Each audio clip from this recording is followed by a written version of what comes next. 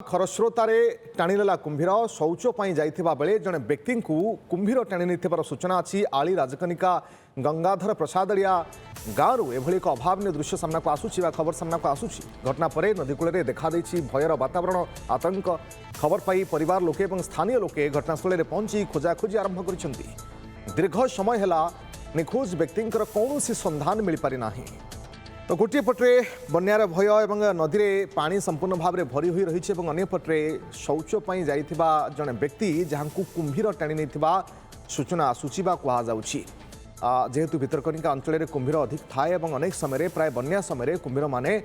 नदी को चली आसती तेणु बन्या पानी में कुंभीर रहिबार भय निश्चित भाव में रहा स्वाभाविक कि परिस्थिति भितर केमती कुंभीर टाणी नेला से बाबद अधिक सूचना आम सहित जोड़ी आम प्रतिनिधि बनमाली साहू बनमाली जानापी चाहिए जे कुंभीर टाणी नेबा कथा कहुच्छे बाबद सूचना कौन कहीं ग्रामवासी खोजाखोजी करते कौन खोज खबर मिलला कि नहीं एवं कहीं मन भितर द्वंद्व आसूची कि प्रत्यक्षदर्शी थे कि जो मैंने देखी कुंभीर टाणी नेबार निश्चित भाव में देखो रश्मि मुझे सूचना देवाई चाहिए तो जदि कहवा पाखापाखि 7टा ରୁ 8टा समय जितेबाला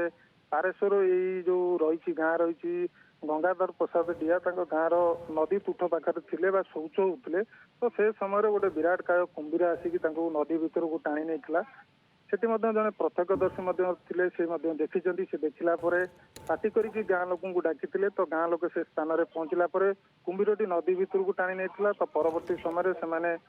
दुईटी डंगा साहाय्य नदी भीतर जाकि खोजाखोजी जारी रखी तो परवर्ती समय बर्तमान जदि कहवा ओड्राफ टीम नियोजित होती एनडीआरएफ टीम नियोजित होती गाँ लोकंर दुईटी बोट बर्तमान खरस्रोता नदी में बर्तमान खोजी जारी रखी किंतु पाखापाखि जदि कहवा 3 घंटार ऊर्ध्व समय बीतीगला किंतु बर्तमान सुधा पारेश्वर कौन खोज खबर मिल पार ना तो ये जो रही जो गाँ मुंडे रही से गाँव लोक मैंने रुंड होती परिवार लोक रुंड होती कांद बोबाई लगी रही तो अन्य पक्षरे जदि कहवा ये जो कुंभीर आक्रमण केन्द्रापड़ा जिले में नुआ नुहे बर्तमान जेहेतु रही आपंकर बन्या पानी नदी में प्रवाहित होची सबू नदी आपंकर खरस्रोता ब्राह्मणी बैतरणी और कानी नदी सबू नदी में बर्तमान बन्या जल प्रवाहित होची नदी गुड़िक फुलिकी रही तो यही समय भितरकनिका अभयारण्य कुंभीर गुड़िक नदी अववाहिका को चली आसुँच नदी अववाहिका गाँ मुँ आउଛନ୍ତି आमे विभिन्न समय देखुचु कुंभीर गाँ भितर पशुची उच्च स्थान को उठिकी पलि आसुଛନ୍ତି नदी जेहेतु पानी रही किंतु एठी गोटे कथा कहजिवो सचेतनतार अभाव रही जो परिमाण में सचेतनता करा जाउची नदी कूलवर्ती अंचल में वन विभाग पक्षरु करा जाउची ता लोकों पाखे पहुंची पारुना एवं लोक ठीक से सचेतन हो पारना जदि सचेतन प्रक्रिया को त्वरान्वित करा जाता हुए तो ये कुंभीर आक्रमण सचेतन होवार निहाती आवश्यकता रही कहीं ये गोटे वर्षर घटना नुहे प्रति वर्ष बन्या पानी आसे आम जाचे केन्द्रापड़ा भितरकनिका अंचल अनेक कुंभीर मान चलप्रचल थाए अनेक समय बन्या समय ही प्रायतः कुंभीर मैंने उपरको चली आसती